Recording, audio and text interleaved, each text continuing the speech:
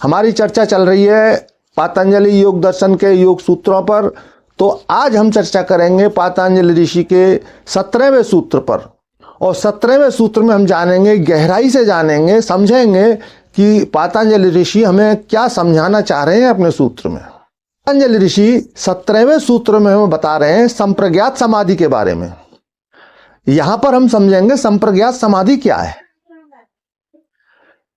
अभी तक आपने सिर्फ समाधि के नाम सुने हैं, लेकिन आज आप समझेंगे समाधि क्या है, संप्रज्ञात समाधि क्या है। तो आज हम बात करते हैं संप्रज्ञात समाधि के बारे में।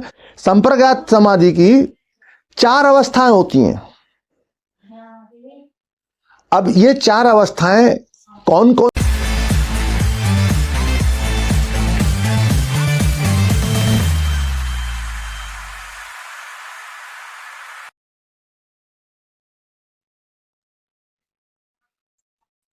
साथियों, मैं योगी हमदर्द गिरी आप सभी के चैनल योगी हमदर्द गिरी में स्वागत करता हूं। आप सभी को बहुत बहुत प्रेम। साथियों, हमारी चर्चा चल रही है पातंजलि योग दर्शन के योग सूत्रों पर। तो आज हम चर्चा करेंगे पातंजलि ऋषि के 17वें सूत्र पर। और 17वें सूत्र में हम जानेंगे, गहराई से जानेंगे, समझेंगे कि पातंजलि ऋषि हमें क्या समझाना चाह रहे हैं अपने सूत्र में। पातंजलि ऋषि 17वें सूत्र में हमें बता रहे हैं संप्रज्ञात समाधि के बारे में। यहां पर हम समझेंगे संप्रज्ञात समाधि क्या है। अभी तक आपने सिर्फ समाधि के नाम सुने हैं, लेकिन आज आप समझेंगे समाधि क्या है, संप्रज्ञात समाधि क्या है। तो आज हम बात करते हैं संप्रज्ञात समाधि के बारे में। संप्रज्ञात समाधि की 4 अवस्थाएं होती हैं। अब ये 4 अवस्थाएं कौन कौन सी होती हैं, उन्हें हम समझते हैं। पहली समाधि की अवस्था होती है तर्क समाधि,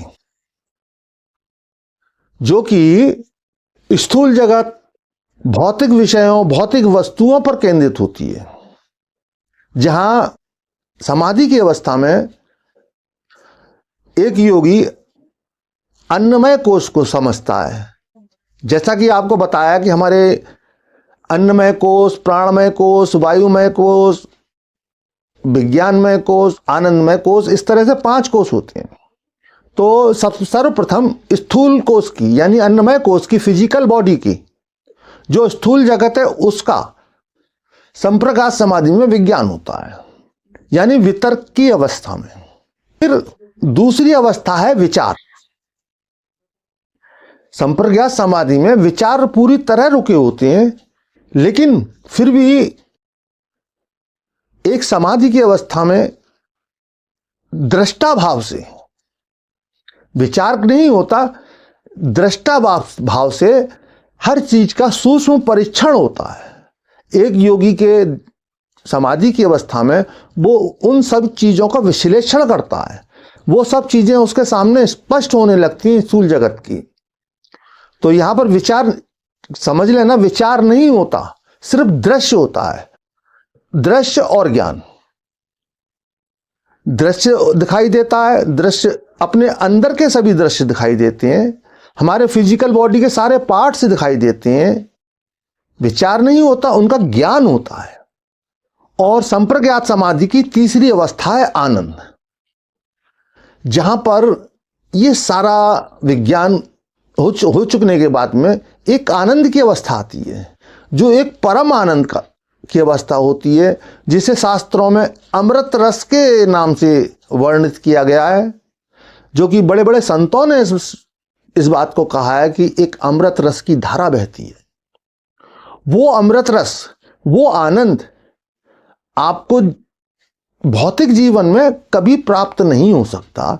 वो आनंद की प्राप्ति होती है। अब चौथी स्थिति है अस्मिता। जहां अस्मिता की स्थिति होती है, तब साधक सिर्फ एक अस्तित्व के रूप में बचता है, बाकी कुछ नहीं, सिर्फ अस्तित्व होता है।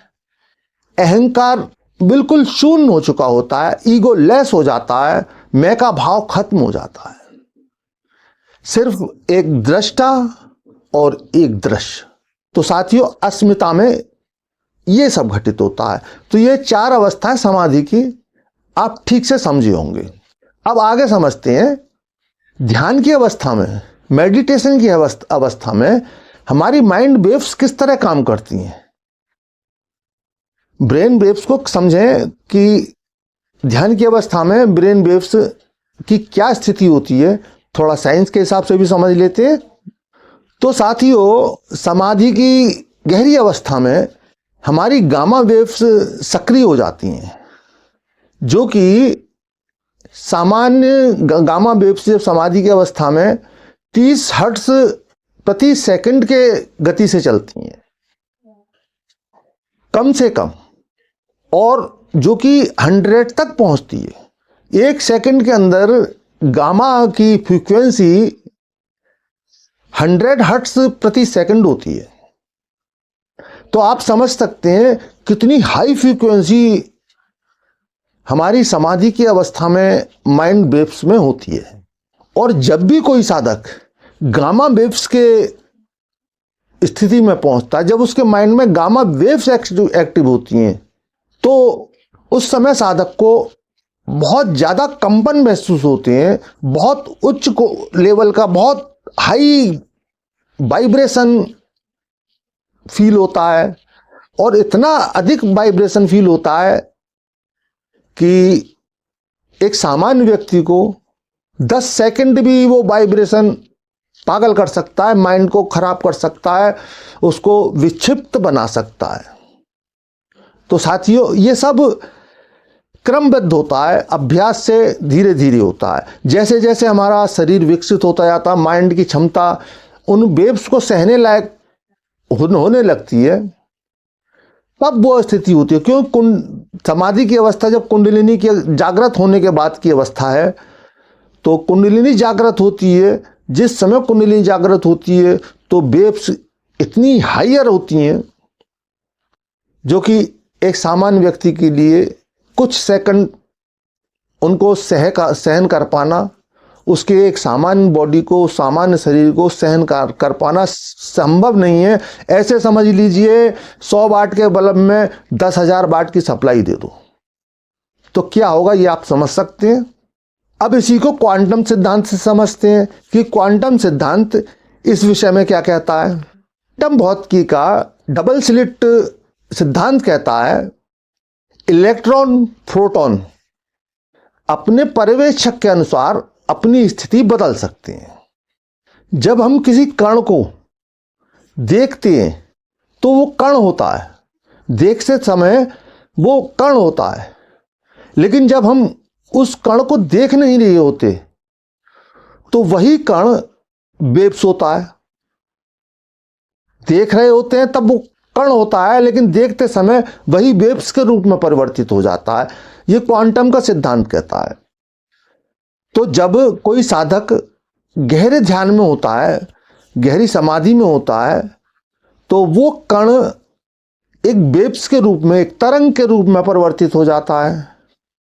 तो जब वही कण सामान्य अवस्था में आता है, ध्यान की समाधि की अवस्था से सामान्य स्थिति में होते हैं वही साधक, तो वो कण एक पार्टिकल की स्थिति में रहता है, एक कण के रूप में रहता है। समाधि की अवस्था में चित्त में एक वेव्स के रूप में, तरंग की अवस्था में फैलता है। क्वांटम के अनुसार सुपरपोजिशन और समाधि के अनुसार सुपरपोजिशन में कोई भी कण कई अवस्थाओं में हो सकता है। अवस्थाएं उसकी बदलती रह सकती हैं, कभी कण के रूप में, कभी वेव्स के रूप में। और क्वांटम भौतिकी के अनुसार 2 कणों में, वो कितनी ही दूर हो, हजारों प्रकाश वर्ष दूर हो, संबंध बना रहता है, जुड़ाव बना रहता है। हर कण आपस में जुड़े हुए हैं, जिन्हें हम परम तत्व कह सकते हैं। और वो समाधि की अवस्था में, गहरी ध्यान की जो गहन समाधि की अवस्था में होते हैं, तो वो सारे कण एक हो जाते हैं, एक भाव में दिखाई देते हैं, सारे जुड़े हुए दिखाई देते हैं। जो जहां की एक साधक अहम ब्रह्मास्मि शिवोहम वाली स्थिति में, क्योंकि सभी पूरा ब्रह्मांड, पूरी सृष्टि, पूरा जगत, सब कुछ एक ध्यान की अवस्था में साधक को अपने अंदर ही नजर आता है, क्योंकि सभी कण आपस में मिले हुए हैं।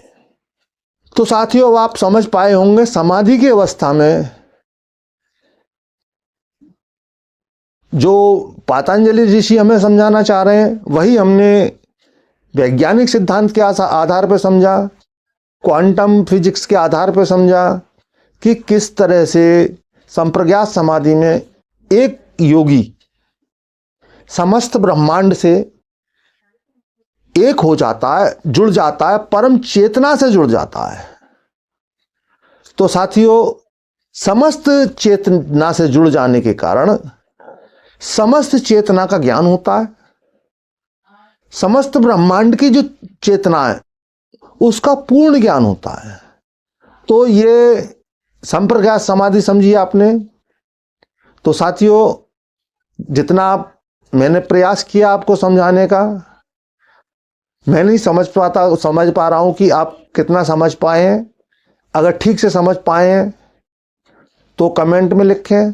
समझने में या मेरे समझाने में आपको कुछ कमी रह गई है तो वो भी कमेंट में लिखें, और जो भी आपकी अन्य जिज्ञासा हो वो भी कमेंट में लिखें। मैं सभी के जवाब देता हूं, और मेरा प्रयास यही होता है कि मैं जो समझाऊं सभी लोग ठीक से समझें।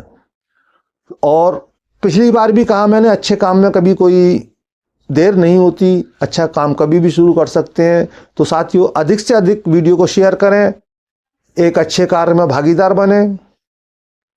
आप खुश रहें, तंदुरुस्त रहें, मस्त रहें, भौतिक जीवन में सभी कुछ अचीव करें, विकास करें, और आध्यात्मिक तल पे भी, भौतिक जीवन के साथ साथ आध्यात्मिक तल पर भी आपका विकास हो, आप शिखर तक जाएं, शिखर तक पहुंचे। ऐसी मेरी अभिलाषा है, और ऐसी कामनाओं के साथ आप सभी को बहुत बहुत प्रेम।